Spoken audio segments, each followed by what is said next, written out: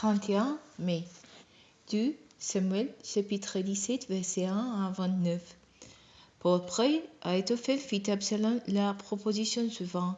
Permettez-moi de lever 12 000 hommes, et je me lancerai cette nuit même à la poursuite de David. Je fondrai sur lui pendant qu'il est exténué et à bout de force. Je provoquerai la panique chez lui. Tous ceux qui sont avec lui s'enfuiront, comme le roi sera isolé. Je les quitterai et je relierai tous ces hommes à toi. Le retour de tous votre bien, l'homme que tu recherches, et tout le peuple vivra en paix. Cette proposition parut juste à Absalom et à tous les responsables d'Israël. Cependant, Absalom ordonna, appelez encore Usaï, l'Archin, pour que nous sachions ce qu'il en pense. Usaï entra chez Absalom, qui lui demanda, voici ce qu'Ahitophel propose. Devons-nous faire ce qu'il dit ou bien est tout dans notre vie? Usaï répondit, pour une fois, le conseil d'Ahitophel n'est pas bon. Tu connais bien ton père, poursuivit-il. Ces hommes sont aguerris et ils s'enfourrent comme un ours à qui on aurait pris ses petites en pleine campagne. Et puis, n'oubliez pas que ton père est un homme qui a l'expérience de la guerre. Il ne passera pas de nuit avec ses troupes. À l'heure qui est, il doit être caché dans une grotte ou dans quelque autre endroit retiré. Il suffirait que, dès le début, quelqu'un de tous ces soldats tombant sous le corps pour qu'aussitôt le bruit s'en répande et que l'on dise « Il y a eu un carnage parmi les partisans d'Absalom ». Alors, même les braves au cœur des lions se décourageront, car tout Israël sait que ton père est aguerri et qu'il a à ses côtés des hommes valeureux.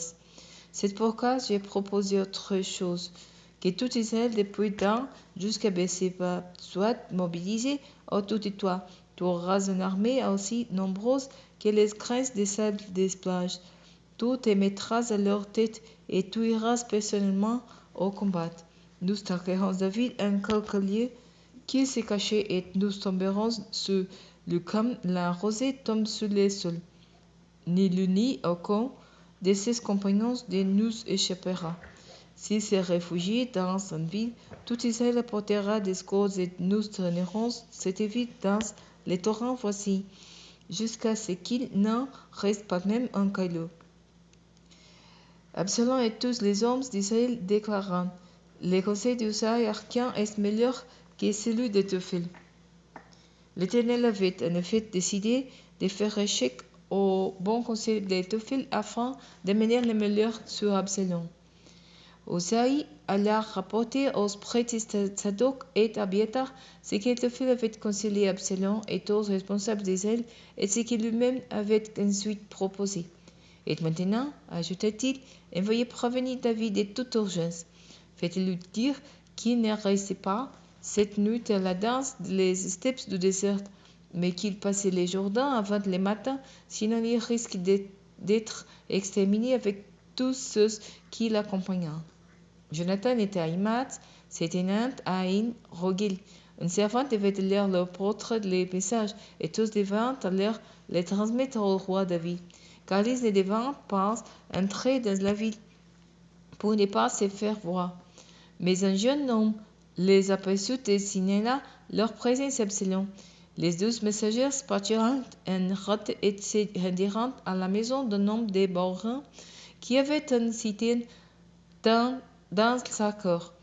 Ils y descendirent pour se cacher. La maîtresse de maison prit un couverture et l'entendit sur l'ouverture de la citerne, puis elle répondit pas dessus du grain concassé pour qu'on ne se doute de rien. Les employés d'Absalom entrèrent chez la femme et demandèrent « Où sont Hamath et Jonathan ?»